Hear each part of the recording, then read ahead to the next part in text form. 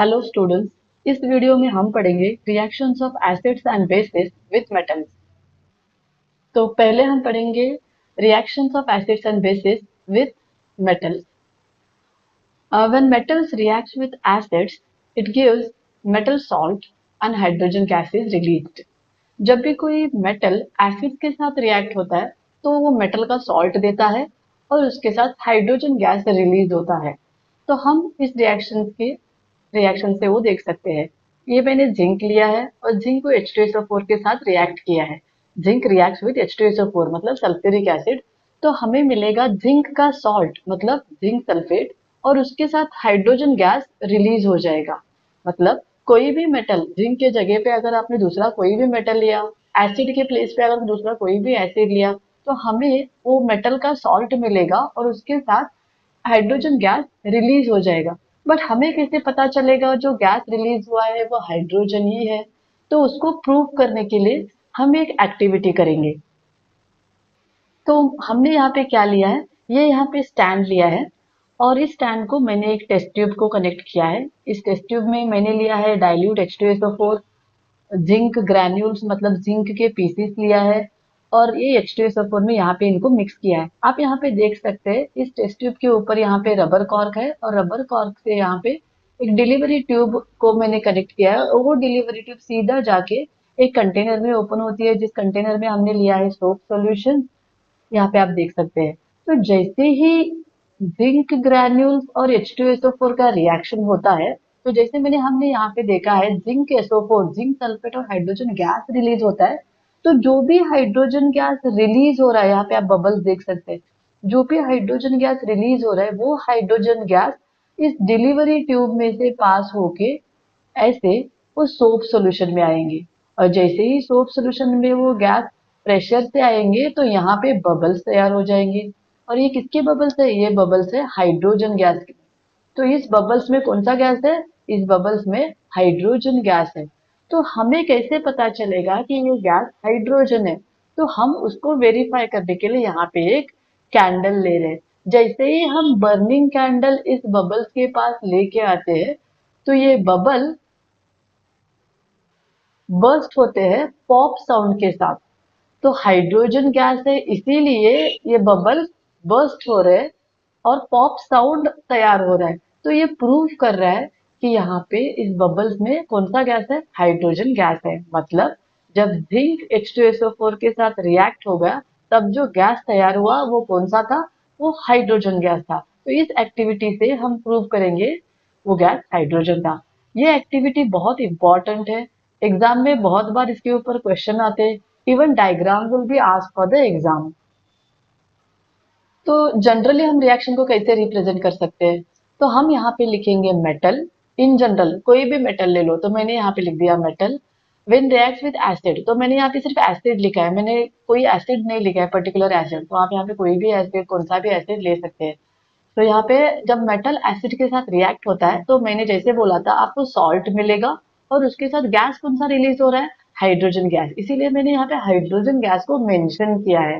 तो जनरली हम इस रिएक्शन को ऐसे रिप्रेजेंट भी कर सकते हैं। और एक थोड़े एग्जांपल्स देखेंगे हम इसी के ऊपर। तो मैंने यहाँ पे क्या किया है, मेटल ले लिया जिंक और इसके साथ मैंने रिएक्ट किया दूसरे एसिड से जो कि है HNO3। HNO3 मतलब कौन सा एसिड जो हमने लास्ट वीडियो में पढ़ा था? Nitric acid. तो जब जिंक नाइट्रिक एसिड के साथ रिएक्ट होता है तो इसका पहले एक सॉल्ट मिलेगा। वो कौन सा सॉल्ट है? जिंक का सॉल्ट मतलब जिंक नाइट्रेट और उसका फॉर्मूला है ZnNO3 ट्वाइस और इसके साथ रिलीज हो जाएगा हाइड्रोजन गैस। तो ये हम एग्जाम्पल ऐसे लिख सकते हैं।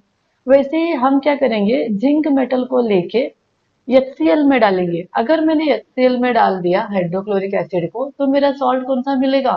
मुझे सॉल्ट मिलेगा जिंक क्लोराइड ZnCl2 और इसके साथ एज यूजुअल रिलीज होगा हमारा हाइड्रोजन गैस। तो ये है हमारे और थोड़े एग्जाम्पल्स।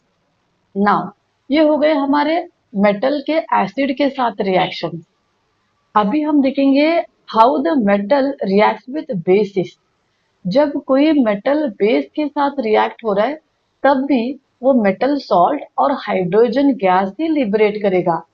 जैसे हमारे एसिड के साथ रिएक्शन है वैसे ही बेस के साथ भी रिएक्शन है। जब कोई भी मेटल कोई भी बेस के साथ रिएक्ट हो रहा है तो हमें उसी मेटल का सॉल्ट मिलेगा और हमारा गैस कौन सा मिलेगा, वो रहेगा ऑलवेज हाइड्रोजन गैस। तो हम इसके भी थोड़े एग्जाम्पल देखेंगे। तो मैं एज यूजुअल हमारा जिंक मेटल लेती हूँ और उसको रिएक्ट करती हूँ बेस NaOH के साथ। NaOH मतलब कौन सा बेस, सोडियम हाइड्रोक्साइड। तो मुझे मिलेगा सॉल्ट Na2ZnO2। इस सॉल्ट का नाम है sodium zincate. Sodium zincate, ZnCAT, sodium zincate. और इसके साथ रिलीज हो जाएगा हाइड्रोजन गैस। तो आप लोग देख सकते हैं जब मेटल NaOH के साथ, तो यहाँ पे हमें 2 लिखना पड़ेगा बैलेंस करने के लिए, तो NaOH के साथ रिएक्ट होता है तो भी हमें मिलेगा सॉल्ट एंड उसके साथ रिलीज हो जाएगा हाइड्रोजन गैस। वैसे ही हम और एक देखेंगे। अभी हम मेटल दूसरा ले लेंगे। मैंने ले लिया एल्यूमिनियम और उसको मैंने रिएक्ट किया बेस NaOH के साथ। तो मुझे प्रोडक्ट क्या मिलेगा, मुझे प्रोडक्ट मिलेगा सोडियम एल्यूमिनेट। तो NaAlO2, इसको बोलते हैं sodium aluminate. It is a salt of sodium and इसके साथ रिलीज हो जाएगा हाइड्रोजन गैस जो कि H2 है। अभी हमें यहाँ पे H2 गैस वेरीफाई करने की जरूरत नहीं है क्योंकि हमने लास्ट एक्टिविटी में देखा था हाइड्रोजन को वेरीफाई करने के लिए हमें वो एक्टिविटी किया था। सेम एक्टिविटी हम यहाँ पे भी रिपीट कर सकते हैं। तो यहाँ पे हमें पता चलेगा वो हाइड्रोजन गैस है। इस रिएक्शन को जनरली हम कैसे रिप्रेजेंट करेंगे, इसको रिप्रेजेंट करेंगे हम मेटल। कोई भी मेटल जब रिएक्ट करता है किसी भी बेस से तो हमें मिलेगा सॉल्ट एंड हाइड्रोजन गैस। इसी रिएक्शन को हम एसिड्स और बेस को कंबाइन करके भी लिख सकते हैं। तो उसको हम कैसे लिखेंगे, तो उसको हम ऐसे लिख सकते हैं। तो मैं यहाँ पे लेती हूँ एसिड या फिर बेस किसी भी मेटल के साथ